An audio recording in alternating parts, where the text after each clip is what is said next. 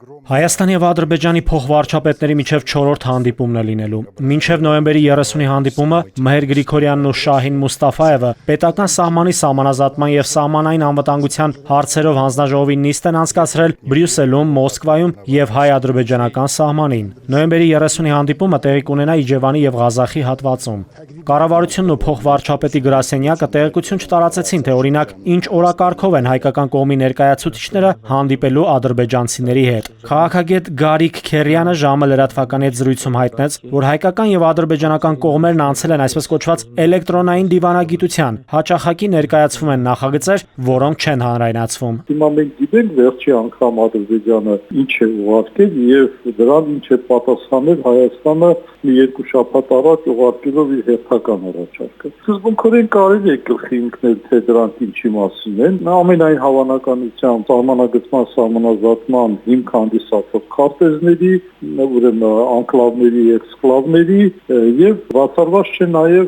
Ադրբեջան Նախիջևան ուրեմն կապուղիների մասին։ Սրանք են այն հարցերը, որոնք որ մնացել են չլուծված։ Խորհրդարանական ընդդիմադիր ուժերը դեմ են Հայաստանի եւ Ադրբեջանի միջև երկկողմանի բանակցություններին։ Գարիկ Քերյանը սակայն կողմնակից է դրանց։ Քաղաքագետի դիտարկմամբ տասնյակ տարիներ Հայաստանի ու Ադրբեջանի միջնորդավորված բանակցությունների արդյունքում ունեցանք 44-օրյա պատերազմ։ Զոհեր, Արցախն էլ հանձնվեց թշնամուն։ Այն ժամանակ, երբ որ Ղարաբաղը չէր հայաթափվել, միշտ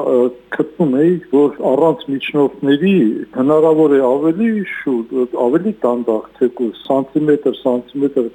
քայլ առաջ գնալ, քան միջնորդները, որովհետև միջնորդները մինչ ամբողջ 26 տարվա բանակցության ընթացքում ոչ մի լուծում չգտա։ Քաղաքագետ Գագիկ Համբարյանն էլ սխալ է համարում առանց միջնորդի Հայաստանի եւ Ադրբեջանի միջև բանակցություններ տանելը։ Համբարյանի ձևակերպմամբ հայկական կողմը գնում է բանակցությունների ոչ պրոֆեսիոնալ թիմով։ Առանց երրորդ միջնորդի մասնակցել այս մագարտակի հանդիպման, սա արդեն մեծ համար պարտություն է։ Այս հանդիպումը հենց ադրբեջանցիների պարտադրանքն է։ Այստեղ հայկական կողմը որևիցե հանդիպում չէր նախաձեռնել, ադրբեջանական կողմը ինքը հայտարարեց, որ առաջարկում է, բայց իրականում մենք բոլորս էլ շատ լավ հասկանում ենք, որ այստեղ առաջարկ չկա,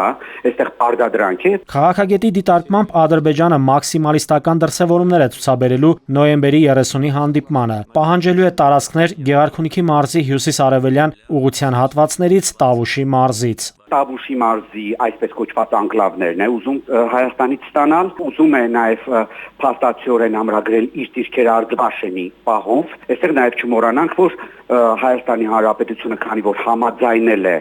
հանձնել նաև Տիգրանաշենը, նաև Տիգրանաշենի պահով։ Քաղաքագետը համոզված է, այն տարածքները, որ գրավել է Ադրբեջանը սեպտեմբերին, չեն վերադարձվելու Հայաստանին։ Ադրբեջանը դուրս չի բերելու իր զորքը Ջերմուկի հատվածից, ներքին հանդի գրաված տարածքներից, Սև լճից, Իշխանասարից եւ Սոտք Խոզնավար հատվածից։ Նաիրի Մուրադյան, ժամը լրատվական։